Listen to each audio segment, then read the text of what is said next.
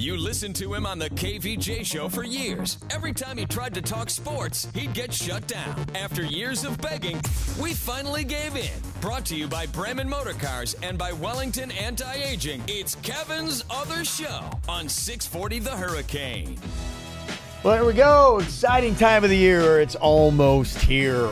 Football season, baby. So close. Yeah, yesterday we were doing the Palm Beach County High School Football Media Days. Brother Jimmy's at City Place. We're going to crack into that and let you know some of the highlights from that coming up here in just a bit. We got Matt Lincoln from CBS 12 jumping in with us now because Dolphins camp is about to begin. Yes, sir. Veterans reporting today. Practice starts tomorrow. What's going on, Matt? What's happening, Kevin? How are you?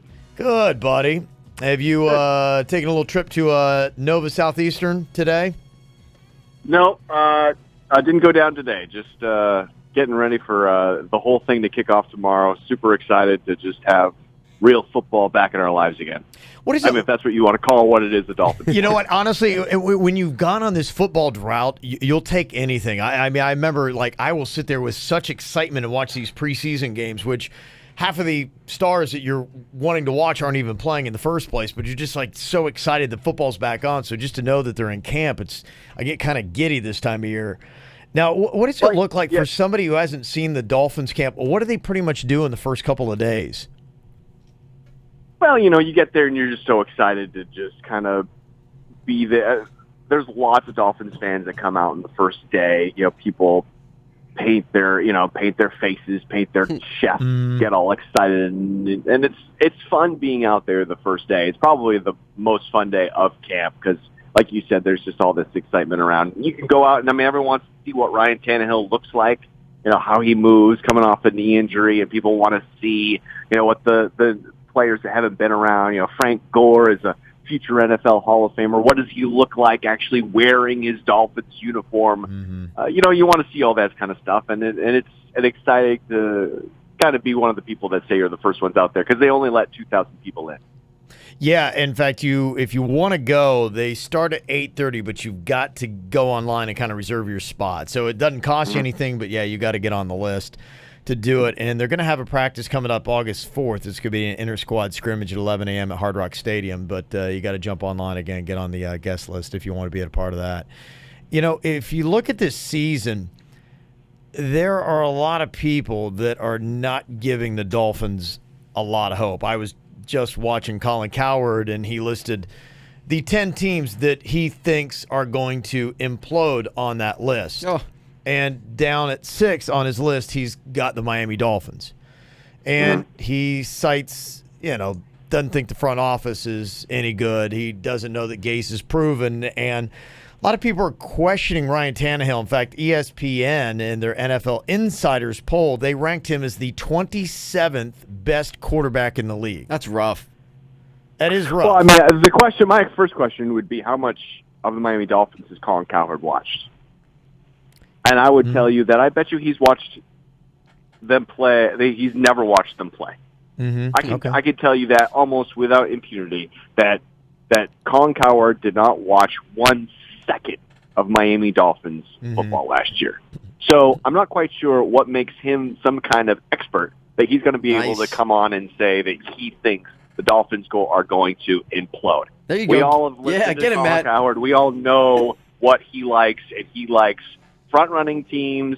He likes spotlighted teams. Yeah. I'm sure he watched every single Patriots game last year. I'm sure he watched all the Monday Night Football games, and I'm sure he's super excited to watch Jimmy Garoppolo play this year because he goes out with porn stars and he can talk about that on his show.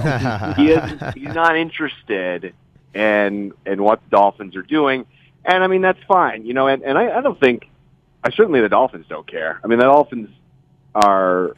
I think this is actually kind of an exciting year to kind of come in with no expectations whatsoever, because I think this team is a lot better than what a lot of people think they're going to be. Maybe not a lot better, but I think they are better. Well, I think people are 5-11 team. Right. So you go the year before, you've got an encouraging year. You've got a playoff team. You go to last year, disappointing, and I don't know how much you hang that on, the injury with Ryan Tannehill, but what is going to be the team that the Dolphins are going to get? Is it going to be the team from 2 years ago? Is it going to be a team last year? Is it going to be a team that's in between those two?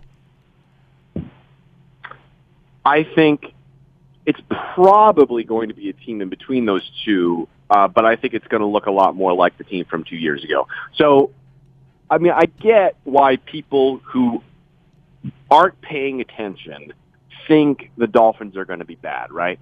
So you've basically taken some of the most talented players on their team, Jarvis Landry, Ndamukong Suh, Mike Pouncey, and you've jettisoned them off, okay?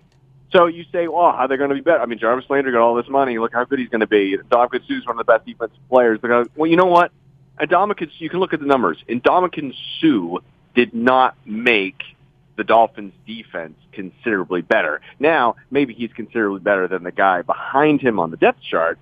Okay, I'm not going to argue about that. But if you look at year by year, Ndamukong Suh did not make the kind of impact to the Dolphins' defense that money was worth.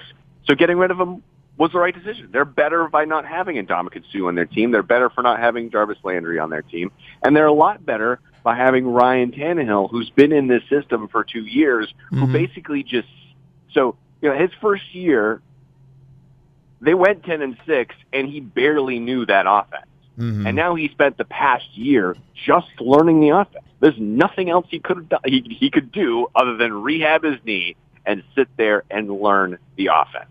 This is going to be the best year of Ryan Tannehill's career. This is going to be a highly functional Dolphins offense without the guys that they lost. Now, is the defense going to be good enough to make them interesting and make them sift the playoffs? I don't know, but I do know that this is a team that is much better than the one they had last year with a quarterback that didn't want to be here. So you're kind of projecting maybe a 9-7 questionable playoff team. Yes, that's exactly what I'm projecting. I'm projecting a team that is going to be interesting in December, and I think that I would put money on them being the second best team in the AFC. I'll take it, man. I will take any kind of hope that you are selling, Matt, in that if we can sit here and watch Dolphins football in December and be like, all right, we got a shot, that's all we can ask for at this point. If you had to say there's a player right now that we necessarily don't put in the spotlight like a Ryan Tannehill for the Miami Dolphins, if they do have a good season this year, it's going to be because of who, do you think? Matt Lincoln. If they're going to have a good season, then a lot of their young defensive players are going to have to take that next step. Raekwon McMillan is basically a rookie linebacker. They have almost no linebackers on the team outside of Kiko and Raekwon, so they're going to need McMillan to play a very solid middle linebacker spot. They're going to need these young cornerbacks who have certainly shown glimpses. I mean, Xavier Howard had some incredible stretches last year. Tony Lippett played pretty well in 2016 and then missed most of last year. Cordray Tankersley, another young guy. This is a team. This is what I like about this team, and what I feel is different than even from the Dolphins team 2 years ago that went 10-6. They've got young players that seem to be developing. One of the issues with the Dolphins in the past couple of years is that they've been very top-heavy. They've had these guys that you could say, like their top dozen players were kind of NFL stars, guys who would start almost anywhere. And then guys, 13 through 53 were garbage, just terrible, barely NFL players. So you miss marquee players, but you've got more balance and depth, you think, in the Dolphins roster right now? There is no question that the bottom 20 players on this Dolphins roster are a lot better than the bottom 20 players the past couple of seasons. So this very much is a question of will good chemistry, will good coaching, will good citizens trump the fact that they've lost some high-level talent? Okay. Good question. A lot of good stuff to talk about, Matt Lincoln. Thanks for taking a little bit of time to break it down with us, and we'll have to check in with you here before the end of the week and see what you think of Dolphins camps that gets going on. Appreciate the time, buddy. Sounds good, guys. Thanks for having me. Okay, there you go. I like Some it. optimism. You hyped me up, man, for Dolphins this year. We'll see what happens, man. Yeah, It's give a me long some hope. season. All right. A lot of questions. Well, we got some Sanchez talk coming up here. Do you buy his growing injury? The saga continues. Seems very convenient. I know the other day when I asked Leo about it, and I said, what about that growing? He's like, I'm not buying it. And that was even before he declared that it was the growing injury and got himself on the DL. We'll see what Leo has to say about that. And also going to be talking a little bit more football. What is the best conference in all of college, and what is the high school team to watch in Palm Beach County? We'll tell you coming up. Be part of the show on Twitter at 640 The Hurricane, hashtag Kevin's Other Show.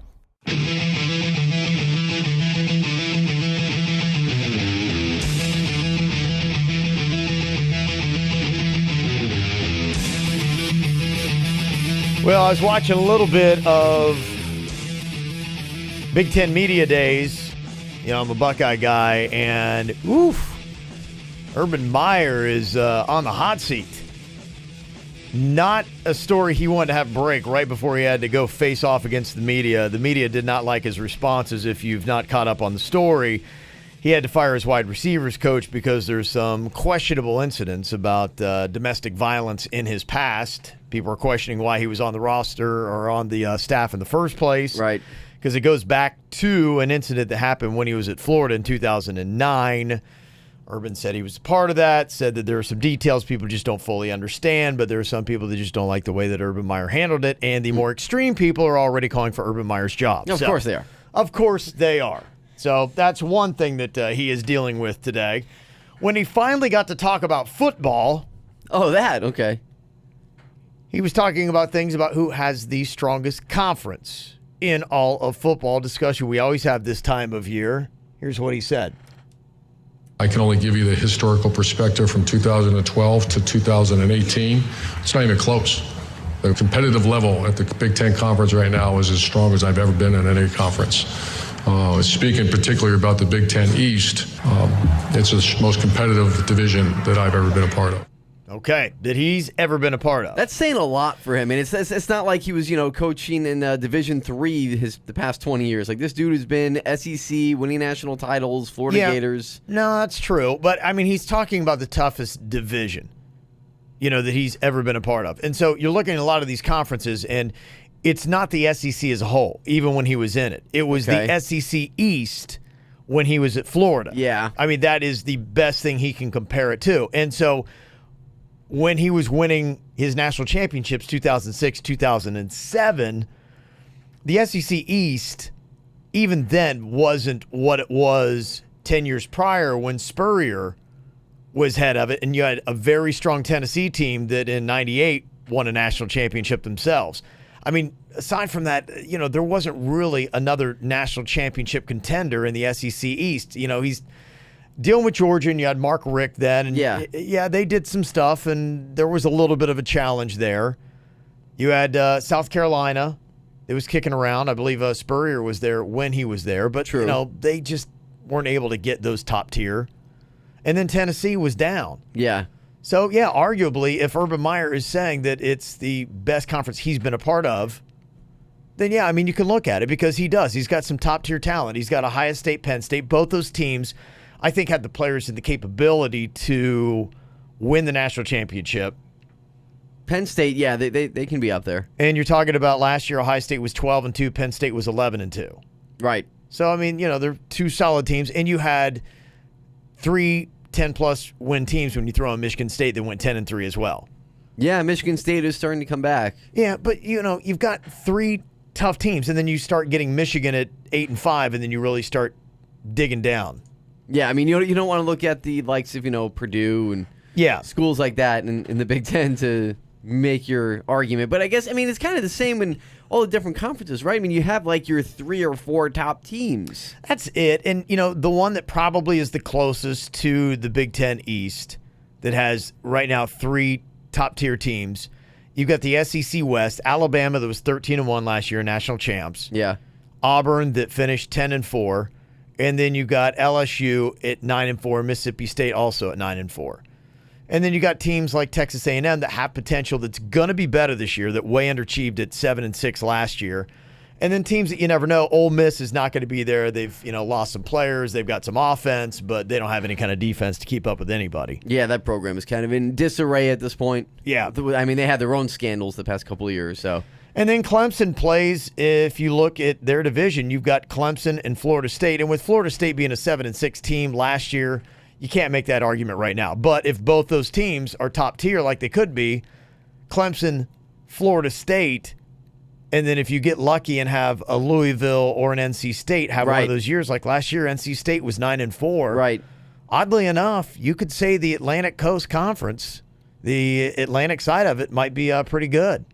It might be right up there as one of the top ones. NC State last year, see, that was the team I was going to point to, because that team last year was one of those sleeper teams, kind of came out of nowhere. And, as Miami Hurricane fan, you're thinking to yourself, man, do you want to play NC State or Clemson in the ACC title game? Because there was a while where NC State was looking really, really scary. Nasty. Yeah. Nasty team. And they bring back a lot of guys this year. No doubt. So, you don't know, and it's way too early, and you don't know how teams are going to act. I mean, they always come up with the top 25 list, and within the third or fourth week of the season, you can just throw the whole thing out. And by the 6th or 7th week of the season, you look, go back in week 9 of the college football season, look at the preseason top 25, and you're like, oh my gosh. It's hilarious. It's unbelievable. I love doing that every year, looking back and saying, what were they thinking having this school at number 2? Yeah. I'm trying to remember who it was. There was a couple of things last year that just made me shake my head when I look back at the top Florida preseason. State. First off, that Florida State-Alabama game was massive. It was 1-2 in the week 1. Florida State was number 2 in the country. Yeah, it was tough. And then you wound up with a Florida team that in the conference finished 3-5. That was 7-6 overall. That was definitely one. They almost didn't make a bowl game. Remember that? Right. So, you're going to have that. That's just kind of what the season's all about. So, but it's just fun to have the discussion. But, yeah, I would say right now, it's a toss-up. Flip a coin. Is it the Big Ten East or is it the SEC West right now? And that's pretty much what it comes down to every year. And the ACC is always right there, right? You always have these coaches jockeying for position. You'll have Urban Meyer come out and say that. You'll have Nick Saban come out and say his thing that, this is the toughest conference. We have the most guys go to the NFL and whatnot.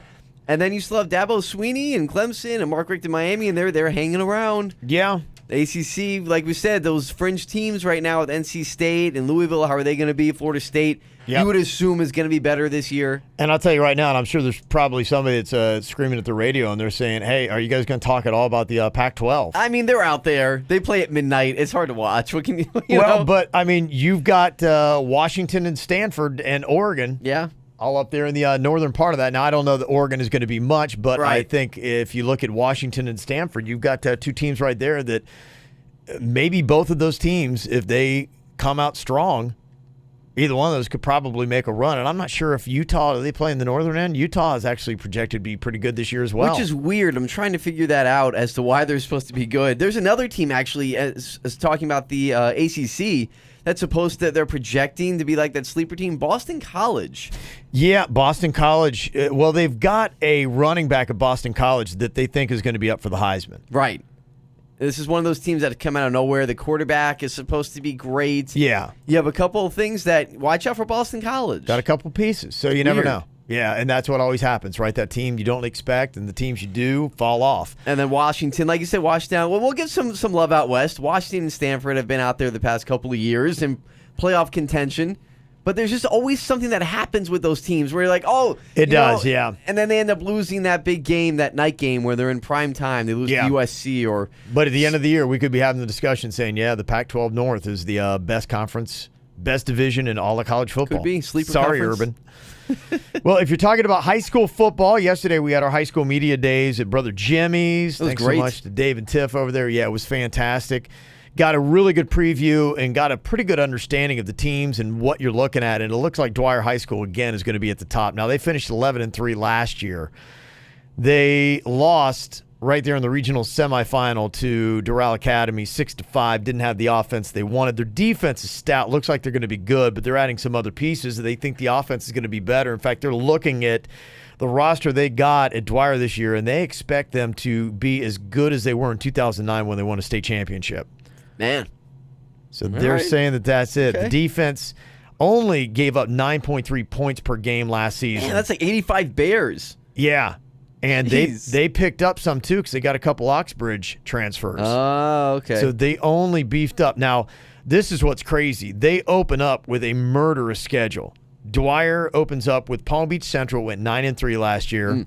Park Vista that went 10-4. Always good. Atlantic that went 12-2-1, and then Glade Central that went 7-4. Gosh. So that's their first 4 games, but that's how they want it. The way the point system goes in the state standings, they want to be up there and they want to make a statement the first month of the season. If they can win all 4 of those games, forget it. Yeah. It's over. But they're pretty much the team to watch. Palm Beach Central is up there as well as one of the top teams in the county, so it'll be fun to see exactly what happens with that. But thanks to all the teams that came out yesterday, and we're going to be really covering. In fact, already on Saturday mornings, you can listen to Coach K's show. He's going to be breaking down the high school football for you on 640 The Hurricane, Saturday mornings at 10 a.m.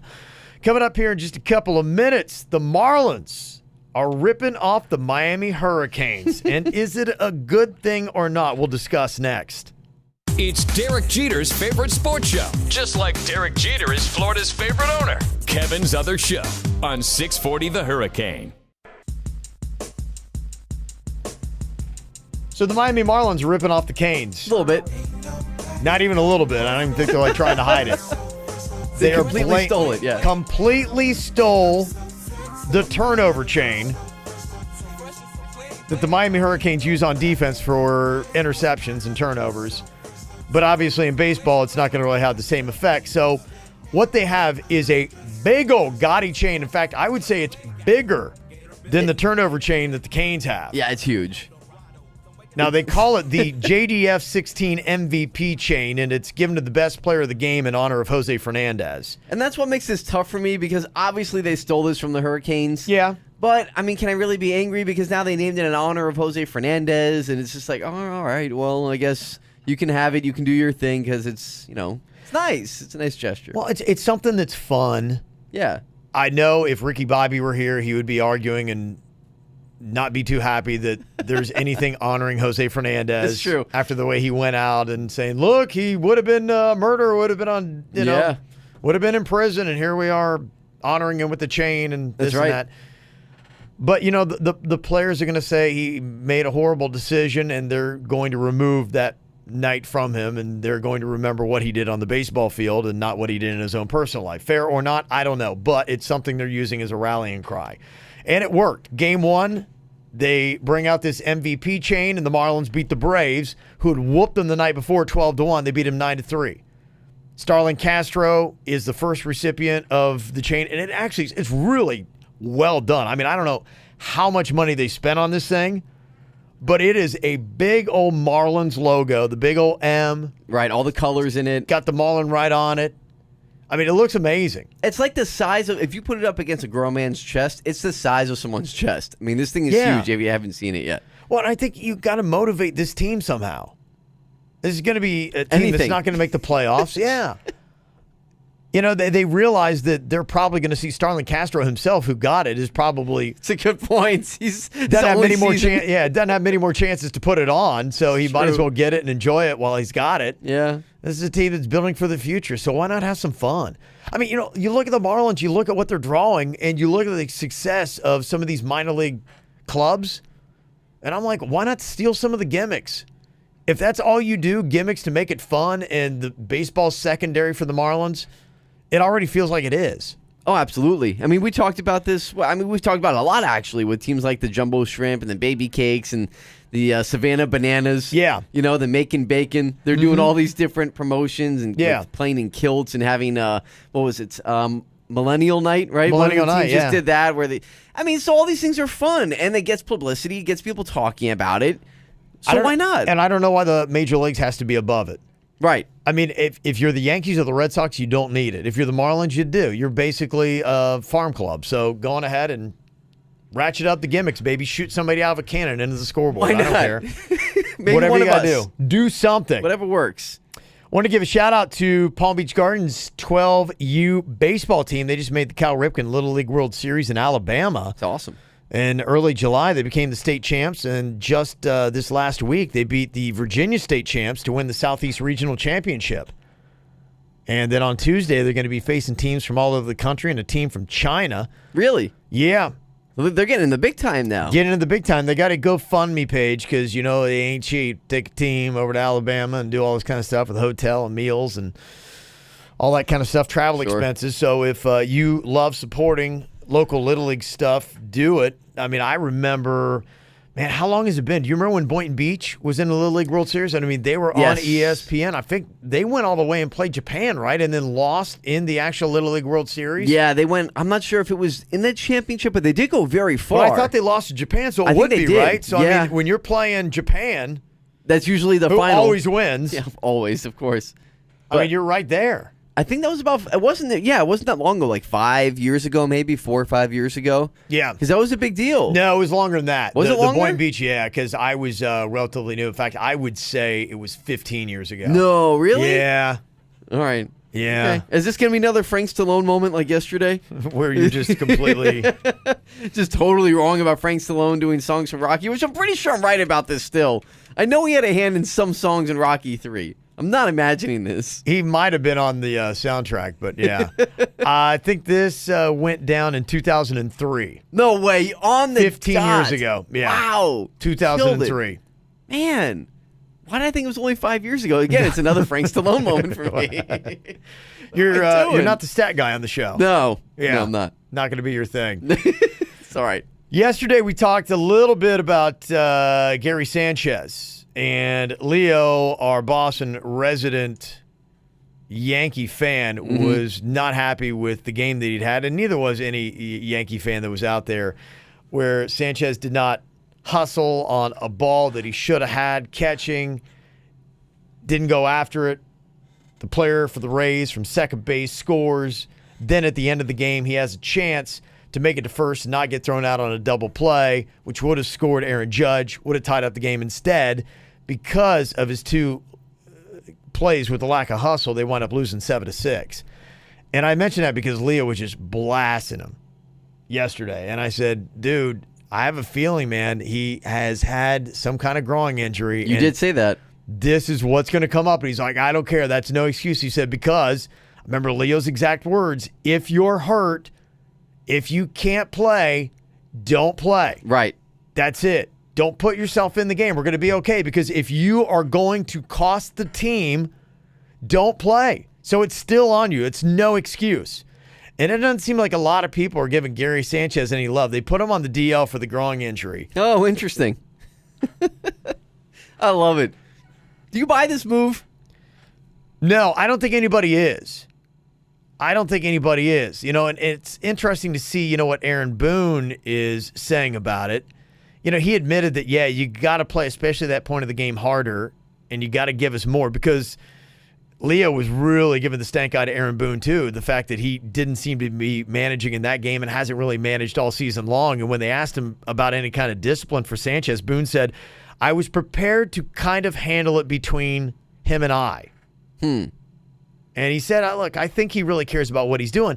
But to me, with this, going onto the DL, that can't count as you're sitting out. That can't count as your statement. I mean, he's just out of the lineup. But to me, if you're Aaron Boone, when he comes back from the DL, he still needs to sit. And in fact, I think he needs to really earn his spot, and he needs to up his numbers. I mean, he's only hitting 188, 14 home runs with 42 RBIs. The backup catcher is actually doing better than him. He is. In hitting. And it's not going to happen. Like, this is Aaron Boone's way of saving face and saying, you know what? Like Leo was saying yesterday, Aaron Boone likes to be the player's manager, likes to be all their friends, doesn't want to ruffle any feathers, because apparently management didn't like that about Joe Girardi. And, you know, he was too tough, and now Aaron Boone is too soft. So you have to have that middle ground, right? That's what a good manager does. And apparently, from what we can tell from the outside, Aaron Boone is not doing that. He's kind of failing in that aspect of management, because this is a cop-out. I mean, let's call it like we see it here. This is an absolute cop-out from Aaron Boone to say, we have to save face here. We know that you did not hustle. Your groin may or may not be injured. Yeah. I mean, we don't know the extent of his injury, but he has to do something, right? Right. So he's saying, all right, well, I don't want your feelings to get hurt, Gary Sanchez. So let's just put you on the DL for 15 days and say that it is your groin that is bothering you, and we save face. It's too easy. It's too convenient. Yeah, of course. And so many people are not buying it, and they just feel like, because if you watch the tape, it was the way that he took off. It was the way that he took off. He took off on that final hit, and it looked like he had it there. It wasn't a guy who was limping, anything like that. This was a guy that had it in the tank. He could have done it if he needed to. Right, because he sped up. Yeah, it's not like he sped pulled. up.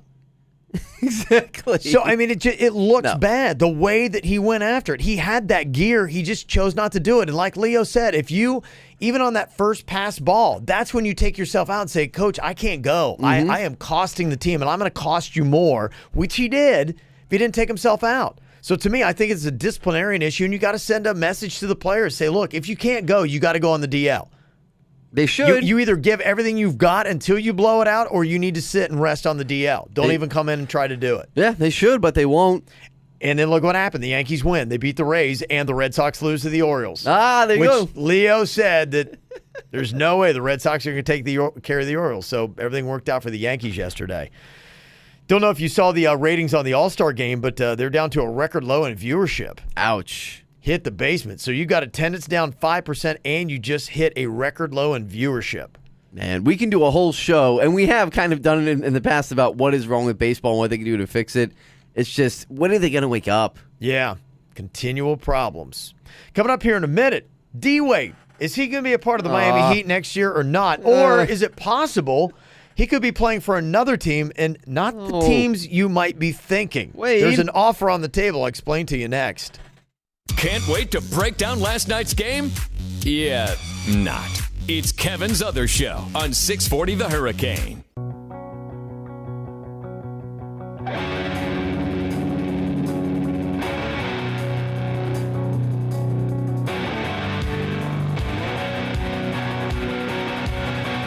Well, as we try to piece together what the Marlins roster is going to be coming up next year, one of the big questions is, are you going to see Dwayne Wade? Is Udonis Haslem? Are they going to be a part of that 15-man roster come next year? Basically what I've heard when it comes to Dwayne Wade, he's either going to be on the Miami Heat or he's not playing. Okay. Now, I don't know if you buy it or not, and maybe it's just because he's looking at pretty much, a veteran minimum, probably not going to cap out of $5 million next year, and that's probably the best offer he's going to get, not only just with the Heat, with basically anywhere. Well, there's another offer that is on the table. Does this mean that D-Wade might be leaving South Florida? No, not again. Come on. There is a 3-year deal worth $25 million Dang. on the table right now. Now, maybe the team that is offering it has a lot to do with it. It is a Chinese basketball team, the Xinjiang Golden Bulls. I think you nailed that. Thank you. Yeah. Well, there's not many people who are going to call me out on it. That's true. No, you said that Chinese word wrong, Kevin. This deal would make Dwayne Wade the highest paid player in China. Now, how many players have come from China? Who was the guy that was with the Rockets a couple years ago? Yao Ming from China. Yao Ming. And how many other great Chinese players do we have? There was a guy who's on the Heat, and gosh dang it, I can't think of his name. He was another tall guy, Chinese guy, but he rode the bench. Was only in the league for a couple of years. Yeah, didn't make it, huh? I want to say it was something Zhu. I can't remember his full name. I'm sorry. Jeremy Lin, Asian but not Chinese. No. I don't know. Is there any chance D-Wade, and I mean, you look at that. That's a 3-year, $25 million deal. He's looking at $5 million from the Heat. So, hey, he's looking at making about $3 million more a year if he takes his deal in China. About $8 million a year. He'd be the highest paid player over there. Is this a deal he's going to take? Now, he's currently on a promotional tour of China with a company that's there. Good business. He's got business interests. Hey, LeBron just left his home to go to L.A. for business reasons. Well, if you listen to his camp in Maverick Carter, they said it's purely basketball, Kevin. Purely basketball reasons. No way. So is there any chance that this could be an offer that Dwayne Wade would actually consider? I can't see it. I really can't, because here's the thing. Like you said, he just had that big contract with the shoe company, Li Ning, I believe they're called, signed him to a lifelong deal. Right, so he's already making some pretty decent money from the Chinese shoe company. So he's over there on the promotional tour.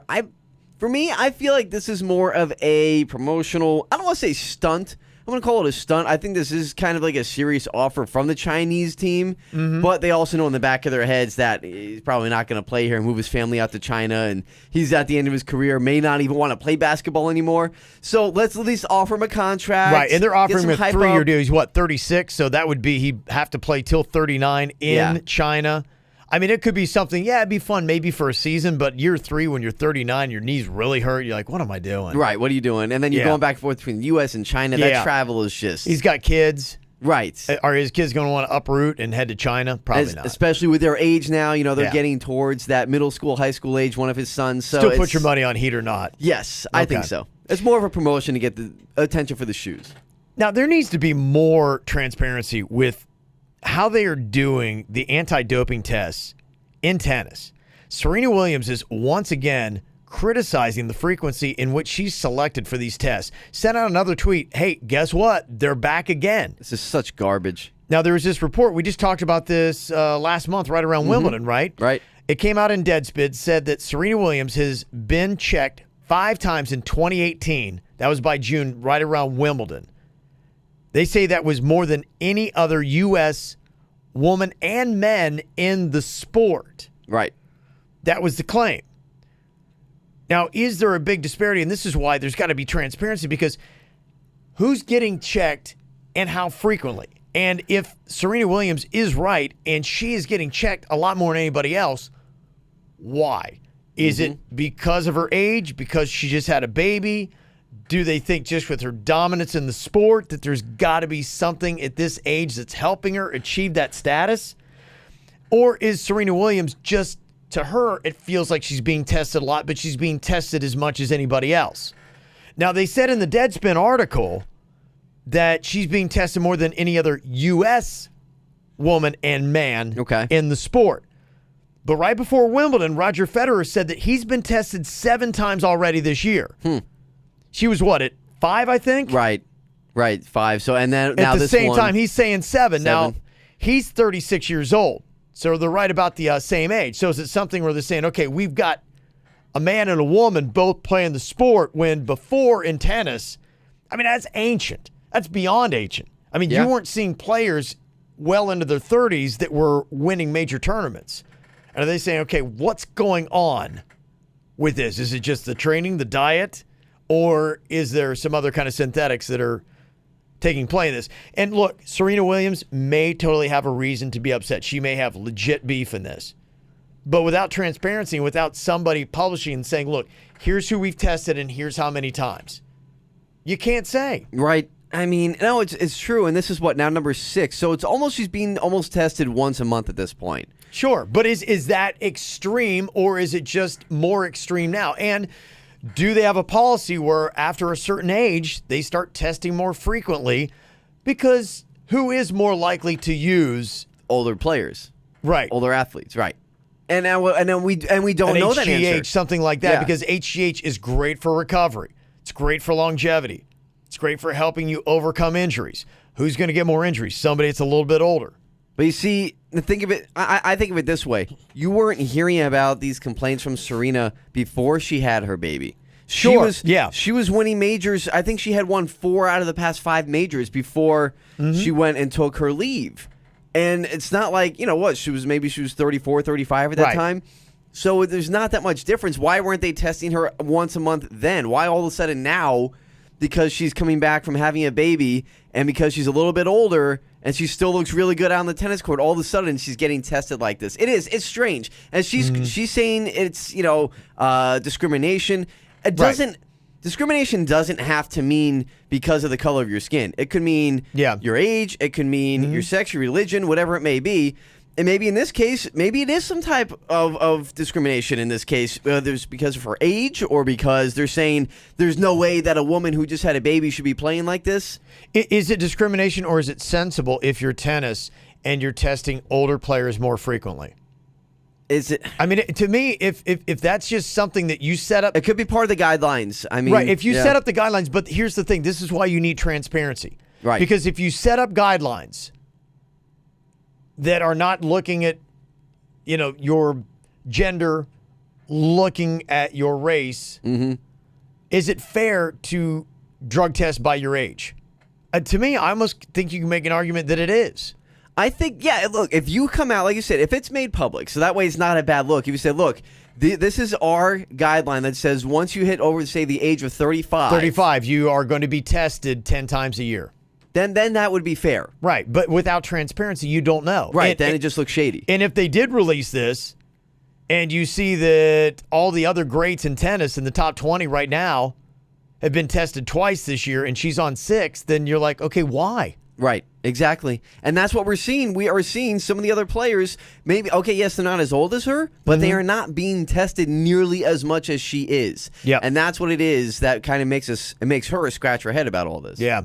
Well, just to let you know, on Friday, her sister Venus is going to be throwing out the first pitch at Roger Dean Stadium, I guess. Yeah, I think it's going down about 6:30. Okay. So if you want to go out there, and we're going to hopefully get an interview. I typically get booked for these things, and they get blown off at the last second. So I expect I'll be stood up for an interview with Venus Williams coming up on Friday. How's it going? I mean, are you guys in contact? Like, are things going in the right direction? No, the people are telling me that they're in contact, and that I just need to show up and get my name, but I know how this goes. Okay. So I expect complete frustration and failure. But if you want to go out, you can still see her throughout the first pitch.